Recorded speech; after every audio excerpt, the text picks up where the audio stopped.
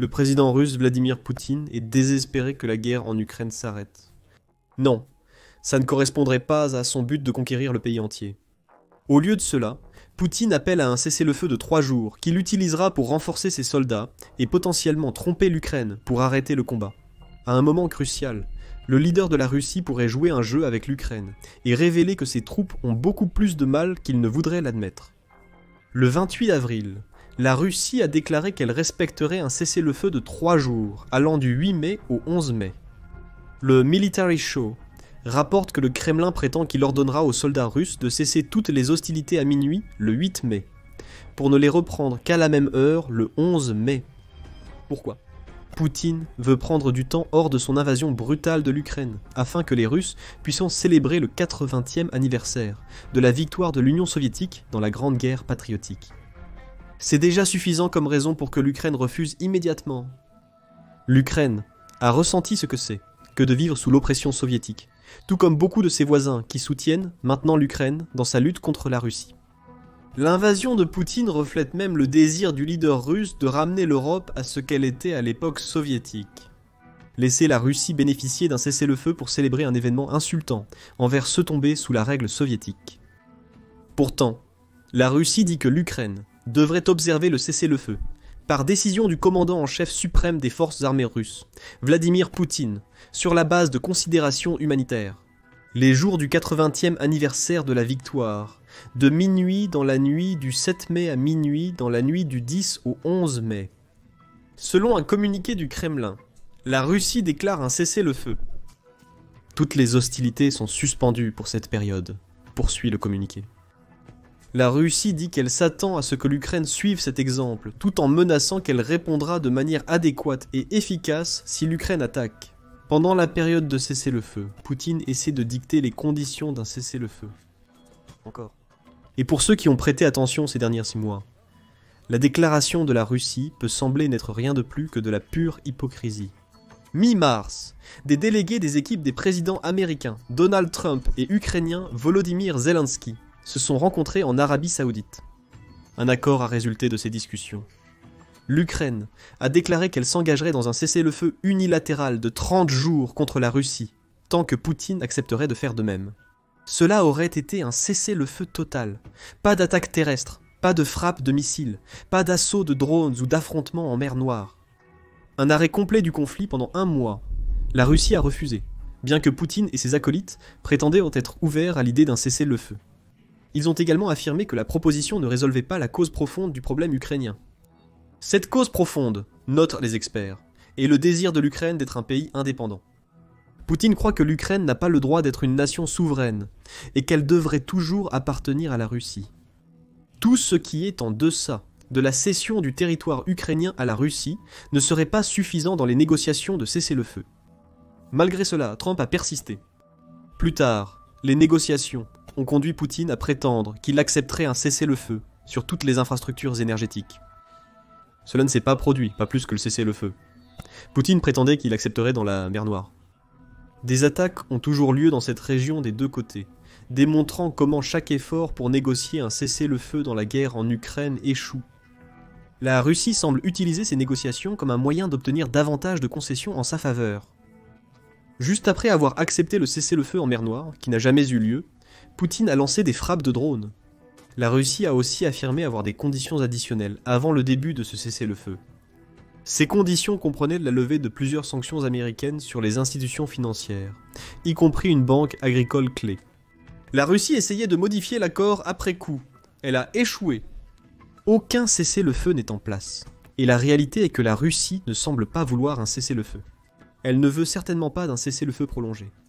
Elle a ajouté des conditions au cessez-le-feu de la mer Noire, précisément parce qu'elle voulait continuer à mener des frappes depuis la voie navigable. C'est selon Zelensky, qui a déclaré le 6 avril que c'est l'une des raisons pour lesquelles la Russie déforme la diplomatie, pourquoi elle refuse d'accepter un cessez-le-feu inconditionnel.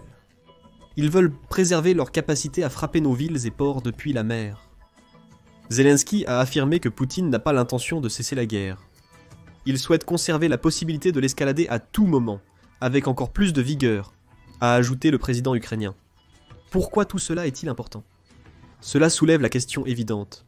Pourquoi Poutine veut-il un cessez-le-feu maintenant, après avoir longtemps détourné et empêché les nombreuses propositions qui lui ont été présentées? Pour quiconque en dehors de la Russie, il y a une odeur distincte d'hypocrisie dans les dernières affirmations du Kremlin. Après avoir refusé tant de fois auparavant, la Russie semble croire qu'elle a le droit de simplement ordonner à l'Ukraine d'observer un cessez-le-feu que Poutine met en place.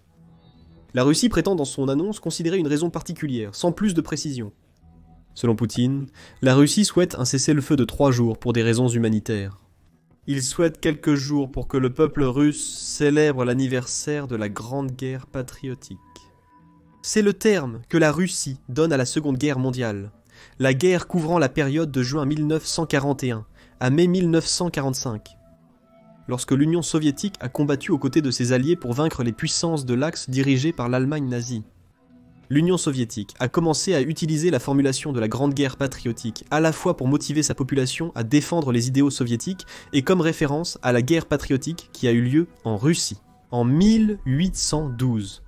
Le fait que ces célébrations du 80e anniversaire soient reliées à la Seconde Guerre mondiale rend toute la situation de cessez-le-feu compliquée. La Russie peut à juste titre affirmer que ces célébrations de la Seconde Guerre mondiale sont valables. Elle a même combattu aux côtés de nombreux pays qui s'opposent à elle maintenant, dont les États-Unis, le Royaume-Uni et la France pendant ce conflit. Si l'Ukraine attaque pendant les 3 jours de célébration en Russie, Poutine peut présenter cette attaque comme un manque de respect direct d'une guerre encore plus grande et plus dévastatrice que celle qu'il a causée en Ukraine. Guerre à laquelle les alliés de l'Ukraine ont participé. Poutine pourrait présenter Zelensky comme le méchant. C'est précisément ce qu'il cherche à faire avec le cessez-le-feu de 3 jours qu'il a déclaré. En apparence, la Russie affirme que le cessez-le-feu est motivé par des raisons humanitaires. Peu importe le fait que la Russie n'accepterait jamais un cessez-le-feu similaire en Ukraine, ou qu'elle n'a pas appelé à 3 jours, où les combats cessent pour les précédentes célébrations de la Grande Guerre patriotique, la raison humanitaire n'est qu'un écran de fumée. Marquer une victoire de propagande sur Zelensky n'est qu'une des 3 véritables raisons pour lesquelles Poutine veut ce cessez-le-feu. Les 2 autres arrivent bientôt. Mais d'abord, les tentatives de Poutine pour mettre en lumière Zelensky et le présenter comme le méchant dans la guerre en Ukraine ne sont pas nouvelles. Dès la fin mars, Poutine appelait à la destitution de Zelensky de son rôle de président de l'Ukraine. Le dirigeant russe a également qualifié Zelensky et son leadership de nazis, établissant des parallèles avec les célébrations de la Grande Guerre patriotique, et a exigé que Zelensky fasse des concessions territoriales à la Russie. Poutine soutient également que le mandat de Zelensky en tant que président aurait dû se terminer en mai 2024, qui est le moment où l'Ukraine aurait organisé de nouvelles élections. N'eût été la déclaration de la loi martiale qui a résulté de l'invasion de Poutine. Un diplomate russe qui s'est entretenu avec le Moscow Times a présenté les efforts de Poutine pour faire de Zelensky le méchant comme un reflet des opinions personnelles de Poutine sur le leader de l'Ukraine. Poutine a une antipathie personnelle pour Zelensky parce qu'il a osé le défier publiquement, dit le diplomate.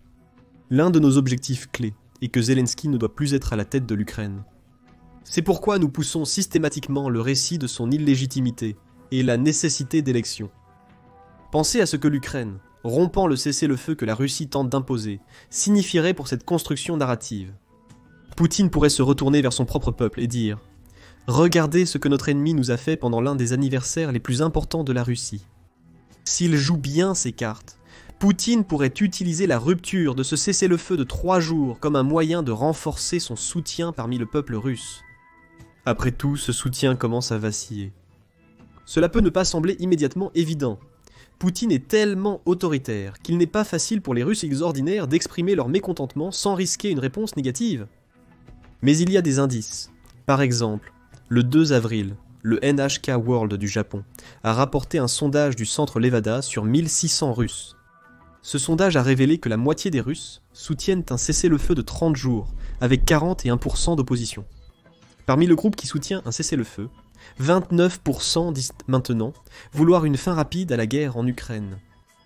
La proposition de cessez-le-feu de 3 jours de Poutine est conçue pour satisfaire la mince majorité dans son pays qui veut un cessez-le-feu. C'est aussi une munition qu'il peut utiliser lorsque ce cessez-le-feu est rompu, aussi probablement par des mains russes que par des Ukrainiens, pour renforcer le soutien à son invasion, maintenant qu'il a dépassé la marque des 3 ans. Et ce n'est pas la seule tentative de manipulation que Poutine fait en présentant Zelensky comme le méchant. Il pourrait aussi profiter de la trêve de 3 jours pour s'attirer les faveurs du président Trump. Trump a changé plusieurs fois d'avis sur la question de qui a causé la guerre en Ukraine et pourquoi elle ne se termine pas. Le 15 avril, il semblait attribuer une grande partie du blâme à Zelensky, en réponse aux nouvelles que Zelensky était prêt à acheter des missiles Patriot aux États-Unis. Vous ne commencez pas une guerre contre quelqu'un qui est 20 fois plus grand que vous, et ensuite espérez que les gens vous donnent des missiles. Les mots commencer une guerre inquiètent l'Ukraine et réjouissent la Russie. Il suggère que Trump, du moins pour l'instant, voit l'Ukraine comme l'instigatrice d'un conflit qui n'a commencé que parce que la Russie a choisi d'envahir. Trump a toutefois tempéré ses remarques, en attribuant la faute à tout le monde. Et surtout, vous avez des millions de personnes mortes. Des millions de personnes mortes à cause de 3 personnes. Je dirais 3 personnes. Disons Poutine numéro 1, mais disons Biden, qui n'avait aucune idée de ce qu'il faisait. Numéro 2 est Zelensky. Mais même cette concession ne signifiera pas grand-chose pour Poutine. Le fait que Trump attribue une quelconque responsabilité à Zelensky donne une ouverture aux leaders russes. Poutine peut prétendre tenir un cessez-le-feu et pousser l'Ukraine à attaquer. Poutine pourrait rendre l'opinion de Trump sur Zelensky encore plus amère. Et il le fait, en utilisant le même mécanisme que Trump essaye de négocier comme première étape vers la paix entre la Russie et l'Ukraine. C'est le côté astucieux et manipulateur de l'appel de Poutine à un cessez-le-feu de 3 jours, ainsi que la première des 3 véritables raisons pour lesquelles il souhaite cette pause. Les 2 autres raisons se résument à une chose.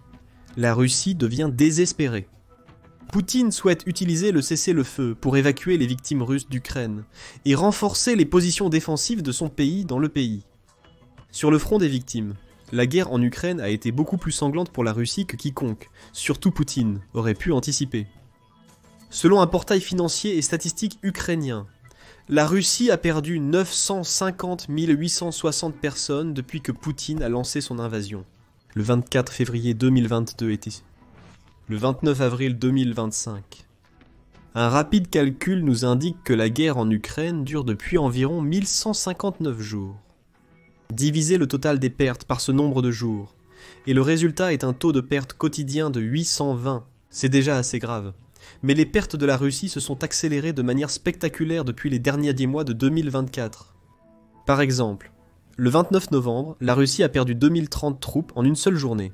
C'était un nombre record.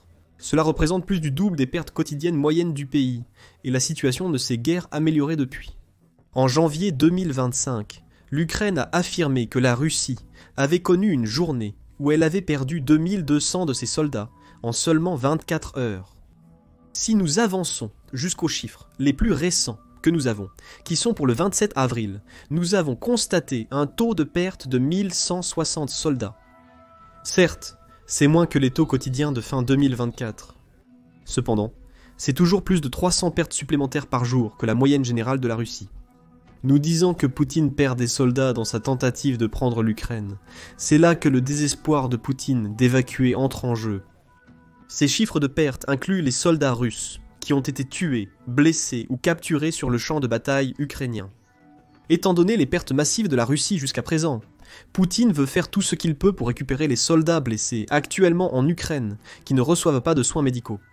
Ces soldats risquent de mourir ou d'être capturés, les empêchant de retourner au combat. En bref, Poutine veut s'assurer que le moins de soldats possible actuellement blessés en Ukraine finissent par mourir. Un cessez-le-feu de 3 jours permet à la Russie d'évacuer autant de ses soldats blessés que possible. Cela donne à Poutine un petit groupe de soldats aguerris à renvoyer au combat une fois rétablis. La récupération des soldats russes blessés n'est pas la seule raison pour laquelle Poutine est désespéré d'obtenir un cessez-le-feu de 3 jours. Le dirigeant russe est également contraint de faire face à une réalité qu'il n'a jamais voulu accepter. Le vent tourne en Ukraine.